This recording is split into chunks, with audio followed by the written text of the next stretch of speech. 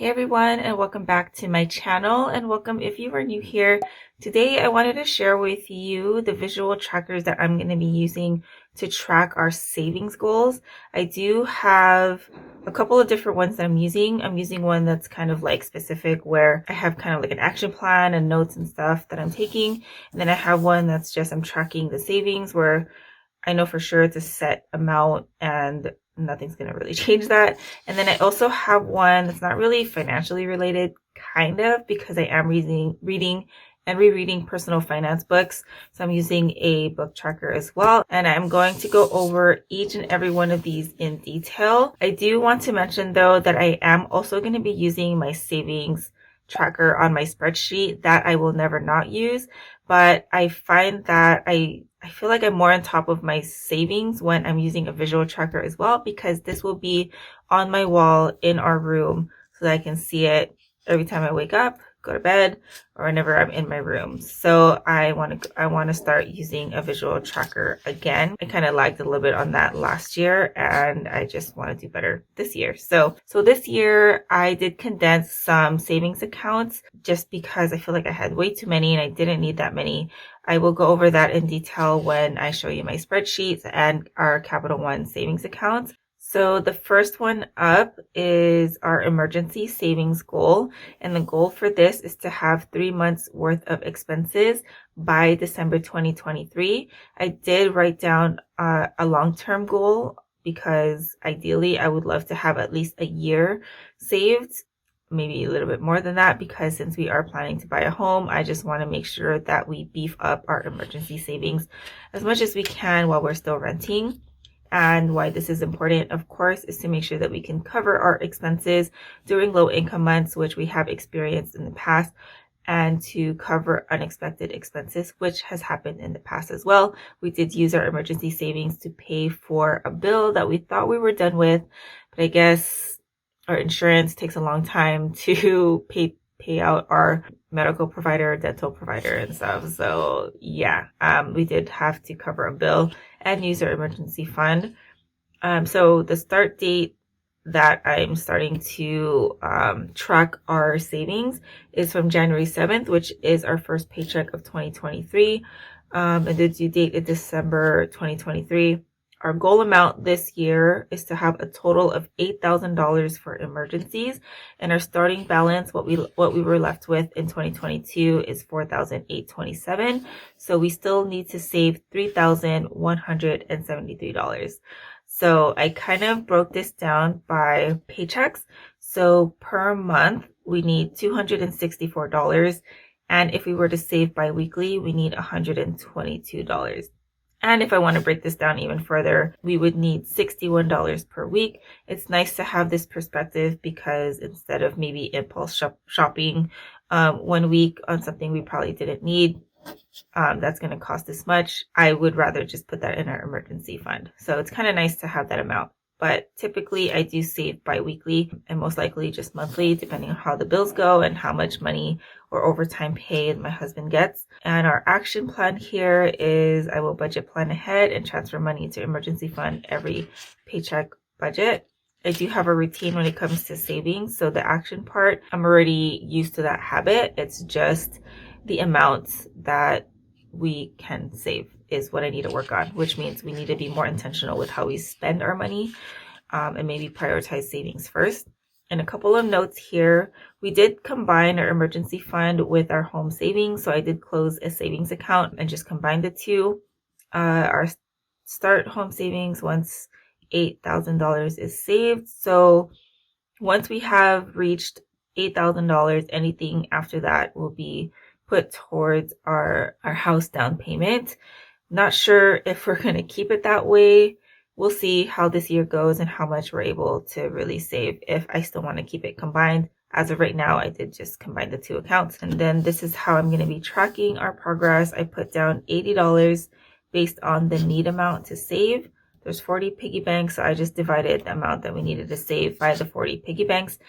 And then I will go ahead and color those in. This is going to live on my walls. I don't really plan to take it on and off. Maybe we'll see if I'll maybe film a video on updating this, but I prefer to just leave it on the wall and then I'll just color it in as I save, so I don't have to keep taking it on and off our corkboard. The next savings goal is our fun and events saving. Basically what this is for is to cover any of the celebrations, like the bigger months. I think I put down here, save $1,000 towards May celebrations, spring break, and visiting my mom more this year. And I want it to be saved by July. This one's kind of hard to be really specific with because things can pop up, which is exactly why we want to have money in here, because we have a pretty big family. So there's always a ton of events, and I don't like to miss out on them. And why this is important: to ensure our budget can handle the events that mean a lot to us. I also want to visit my mom more this year without wearing out our car. Pretty much what that means is we want to start renting a car more. We don't stay at a hotel when we go visit her. We stay at her place. So it's really just gas that we pay for. And then I think this year my husband said we need to let our car rest and just rent a car whenever we go. The plan for right now is to visit my mom, or to see my mom, once a month, whether that means to fly her out here or us driving to her. So we do plan to go there for spring break and spend some time with them. So I'm kind of excited about that. And yeah, so start date, I just put January 6th on here, which is our first paycheck budget. I know I put the due date July 7th. I want a chunk of money saved by then, and then we'll start again. Like, I'll reevaluate our savings. Event that we go to or fun thing that we do, I like to reevaluate our savings goal to make sure that we can still pay for the later months. The reason why this is July 7th is because this is my mom's birthday weekend. I do want to make sure that we have enough funds to go visit her and just plan some things out with my family there. So that's why I put down July 7th. Goal amount for now is $1,000. Our starting balance was $140. Need to save $860 by July 7th. And breaking this down, it comes out to $123 a month, or $61 bi-weekly. I have been putting in more because I just want to make sure we're covered and that we get to do the things that we want to do. And I will transfer money bi-weekly. And the second important one here is researching prices for car rentals. We do use Costco Travel, find that it's the cheapest. Also search flights closer to travel dates. We are a family of 4, so for us it's a lot cheaper to just drive, pay for the car, pay for the gas, because I think the cheapest flight, I like to fly Southwest, and I believe the cheapest I've ever seen is $60, but it's on the dates that we can't even fly. Besides that, I think the cheapest was like $80. So times 4 round trip, I would rather just have a car while we're in San Jose anyway. So, and then I did make a note of all the celebrations. So May is I feel like it's a big spending month for us. It's my husband's birthday, my son's birthday, Teacher Appreciation Week, I think, is that week also, Mother's Day, and I think that's it. And I think that's when the kids have their activities at school, like their end of school year thing. So I'll have to take a look at that and plan out accordingly. And then July is my mom's birthday. April, visit family for spring break. And then I need to update this again after summertime. And then I am going to be tracking or coloring in these piggy banks here as well. The next one is our car maintenance. This is for car registrations, maintenance. Lately, we've been using it for maintenance, smog checks. Depending on how much it is, we do just budget it in our regular budget. But last year we did have to pay for new tires, car battery, and it just happened back to back. So we did have to use our savings for it, which is what it's there for. So if you own a car, if you drive a car, I really suggest that you have a car maintenance fund. So our ideal goal is to have $500 saved by December. I do plan to increase that. We have 2 cars. Both of them are still thankfully running really fine, really smoothly. We have a 2006 Dodge and a 2013 Scion XB. So one of them is like really, really old, and I want to make sure we can still drive it as long as we can, because I'd rather not have a car payment right now. So $500 is our goal. We had $106, so we need to save $400 still. And breaking it down, it's really not that much, I think. So $32 per month, or $15 per paycheck. So review our budget plan to ensure we replenish our fund after we use it when we pay for car expenses, and then transfer to savings account every paycheck. And I put down the dates. This is where I tend to kind of be late on paying our registration fees because especially with my caliber, it's due May 2nd.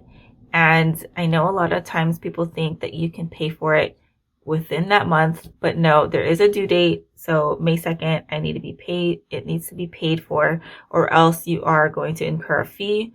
I worked for AAA in the DMV side, and a lot of people used to say that it's okay as long as it's in the same month, but no, the DMV will charge you. So, and our XB is due February 26th. I did pay for that already. And I did write down that we purchased a new battery and how much it cost and 2 front tires. We did try to charge it, and we did try to check to see if we had a warranty on it, but we didn't. And yeah, so we had to pay for that. And then we had oil changes. It's usually around $50 for both cars with a coupon. I need to get better at tracking the things that get done with our cars just so I can review that as well. And yeah, so that is our car maintenance fund. This one I'm so excited for. It's our Universal Studios savings. And the goal, we're going to buy annual passes because my family and I are so excited to do Super Nintendo Land. That's going to be opening up in February. So we'd like to go in May to celebrate like the birthdays, but I think we want to go sooner. So the goal is to save $655 towards the passes, which is the down payment. And I believe after that, it was going to be like $45 a month. But since I think I put here on the notes, replacing Nico's savings after January. So since we didn't need to use all of my son's birthday celebration money, because my mom and my in-laws helped out with paying, which we always tell them they don't have to, but they insisted. So since they helped out paying for like our Chuck E. Cheese event, we had a lot of money left over, so we are going to be putting it towards our passes. And I did tell my husband that I think we should just pay it already. There's no interest on it if we pay for it monthly. So that's why he was saying to maybe we can just work it into our budget so that we can save a chunk of that money. I think right now we're still undecided. We don't have enough to cover our annual expenses or annual passes for all of us to pay up front. We do have enough for the down payment, but that is still something that we're talking about because we want to get it sooner so we can use it also during spring break. So we will see. And we are going to be using our Discover card for that to use as a recurring payment if we decide to go the monthly route, or just because we like to put our bigger expenses on a credit card. So, and then we also have a kids savings goal. The goal is to have $350 saved. I would like to have $240 for sure before summer because I want my kids to take piano lessons, and they both said that they're interested. So I want to do that for them in the summer. And then I don't think there's going to be summer basketball. It's back to winter. I want to make sure we save for that amount as well. And any other sports that they want to do. I basically want our kids to be able to have the option if they want to play in a sport, music, or been trying to talk them into some kind of martial arts, but they don't want to. So I don't want them to do anything they don't want. But this year, we have been encouraging them to try something out because they don't know whether or not they're going to like it, even if they say they don't want to. We're trying to encourage them to give something a try before they absolutely say no. The goal is to save $350 by then. It's also to help cover any school costs. We really don't need to buy school supplies because the school provides that for us, thankfully. And as far as clothes and stuff, our family, with the timing of like birthdays and stuff, just so happens that they're pretty much okay with clothes and shoes before they start school. So we usually don't have to worry about that because anytime our friends or family ask us what the kids need, I usually like to say clothes or shoes instead of toys. So yeah, so that's our kids savings goal. And then our savings progress, this is for the things that is pretty much set. I don't really have a lot of notes on. So it's Christmas, Roth, and our college savings for the boys. This $2,000 is for what my husband and I will be saving. My mom and my godmother, my ninang, likes to give the boys allowance. That is going straight into their 529 account, so I'm not including that in here. I think when I set this up, I set it up so that I match their what they're contributing, but I really want to just have the $2,000 from my husband and I. And then our Roth IRA for my husband, I didn't put mine on here. I don't know if I'll get to that. Maybe I will this year. For my husband, it's $6,500. We're going to try to max that out come tax time. I think that's what we did last year, was all of our tax refund went towards that. And then Christmas, $1,500. And I think I did increase this. I did add more people, like mostly like staff, teachers. Like we even gave gifts to our crossing guards. And yeah, so that is pretty much it. So that is our savings progress tracker. This is kind of nice. I think when I made this, I didn't know what I was doing at first because I knew I wanted something like this with like coins. Oh, and by the way, I don't think I even mentioned it. These trackers are on my shop. I will link it down below if you're interested, but this is probably one of my favorite trackers that I created. And yeah, and then books that I've read, I want to start, I think this one's free on my website right now. I have a couple of free trackers, I believe, on my website as well. And the goal is to read, I don't even know how many is on here, but I do want to read a lot more personal finance book. I think I want to try to squeeze in just some fictional books in here instead of reading a bunch of, I like to read self-development books.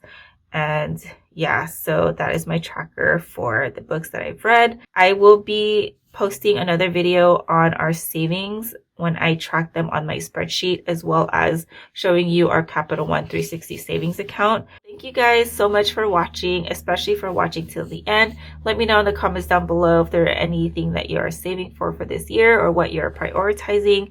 Good luck with your budgets and savings, and I will talk to you in the next video. Have a good one, guys.